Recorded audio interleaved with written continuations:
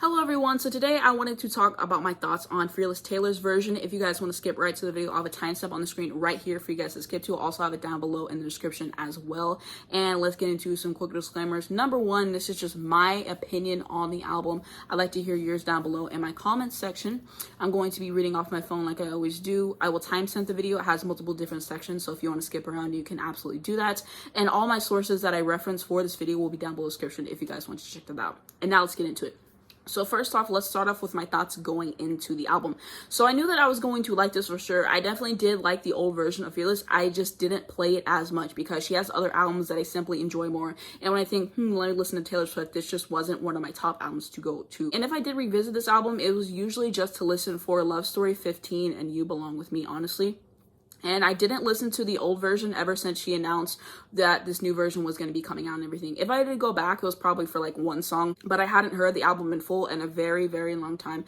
So part of me kind of wishes that I would, so I'd pick up on the differences, but it was also nice to go back and just relive these songs again and just get re-indulged in that and everything. Mr. Perfectly Fine should have been the second single. Like, I remember hearing it and it just hits. Like, it's giving summer, it's giving everything. And I was just listening to it, I was like, this is what I was waiting for. I really do like You All Over Me. I actually did a reaction video to that. If you guys are interested, I also did a reaction video for Love Story with my sister. I'll have those in the cards and down below if you guys want to check that out. But yeah, I do like You All Over Me, but Mr. Perfectly Fine is just giving. It's such a good song. I also think that the cover in color looks cooler in my opinion, but I'm getting more used to the actual color. And I'll actually put a picture on the screen if you guys want to check that out, and I'll have credits down below in the description for the person who did that.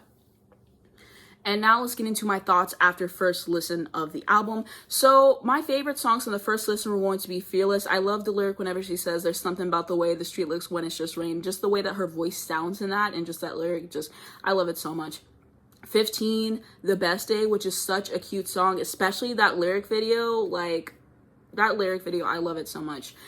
Change, Jump Then Fall, and That's When featuring Keith Urban. One thing I wanted to add about That's When is that I really loved Keith Urban's vocals because he has a very smooth voice, and I really appreciate that in the singer, and I felt like he just added a lot to the track and made it so much better. Some other songs that stood out to me, Mr. Perfectly Fine, I feel like it got even better in context of the album, and I love when songs do that, when someone can release a song as a single and then you listen to the album and you're like, this is even better. Like, that was just a moment. Forever and Always piano version blew me away. Just the way that she changes the atmosphere of the song and just gives it a whole different tone and everything, it just blew me away. It's so good. Today Was a Fairy Tale is a cute song. I think I've only heard it like one time, and so it was good to hear it again, and I enjoyed myself listening to the song.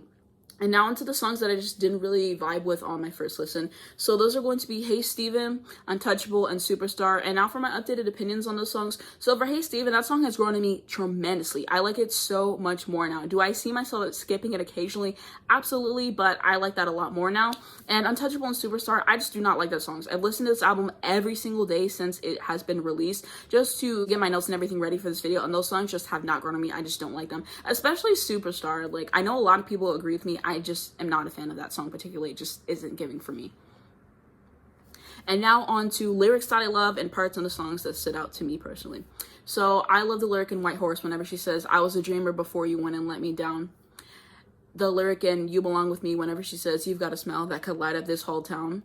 The bridge hits even harder in this new version, and this song is just a classic. The way that she just went in and made it even better and made it have even more replay value than it did before, that's mastery of your work, honestly, and that's just being iconic. You might think I'm bulletproof, but I'm not, and tell me why. The way that she sings Shine in Hey Steven is absolutely beautiful. The way that she sings Sorry in White Horse, the ending parts of the songs Breathe and You're Not Sorry are just masterpieces. The way that she sings You Look Beautiful Tonight and That's the Way I Loved You, and But I Don't Want to Pretend and Don't You, just the inflections and everything. And lastly, Bye Bye Baby is giving me very Should Have Said No vibes. Is anybody else thinking this, or am I alone in that? That's just what it was giving me whenever I was listening to it. And if I had to pick some favorite songs now, I would say Coming With the Rain, The Other Side of the Door, which is just magnificent. Fearless, Mr. Perfectly Fine, Forever and Always piano version, and That's When featuring Keith Urban. It was really hard for me to pick my favorites, and they will definitely change over time, but these are just the ones that I love the most. And I was reading about this, and she was saying In terms of production, I really wanted to stay very loyal to the initial melodies that I had thought of for these songs. And so we really did go in and try to create the same but better version. We kept all the same parts that I initially dreamed up for these songs, but if there was any way that we could improve upon the sonic quality, we did.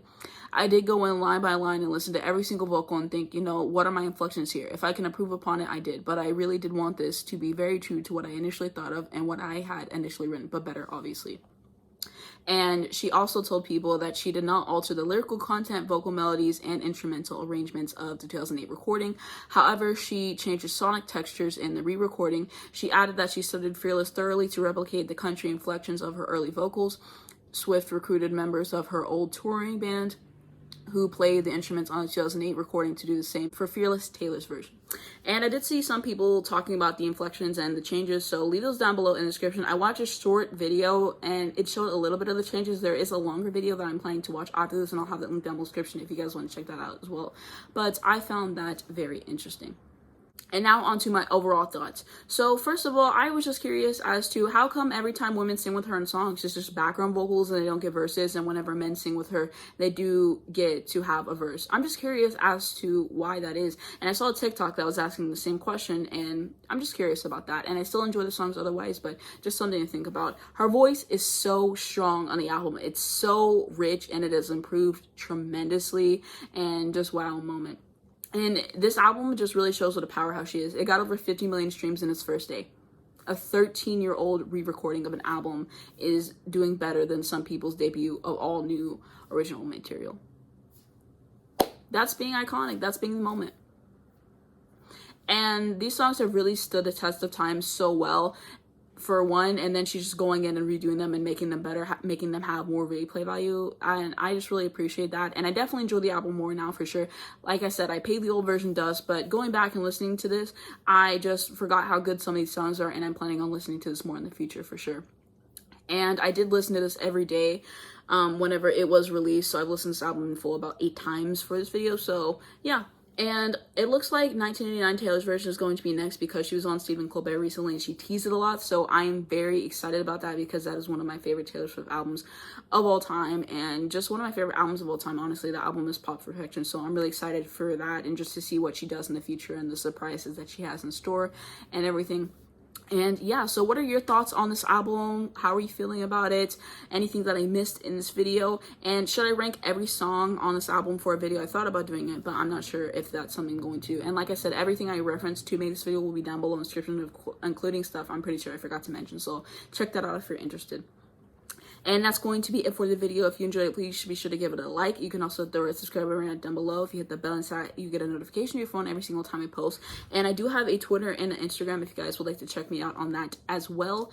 And I have information to help people on death row. So there has been a rise in Asian hate crimes due to the pandemic and everything. Stop Asian hate. So I'll have information to educate you guys on that situation. And if there's any other resources I can add to help other people, let me know.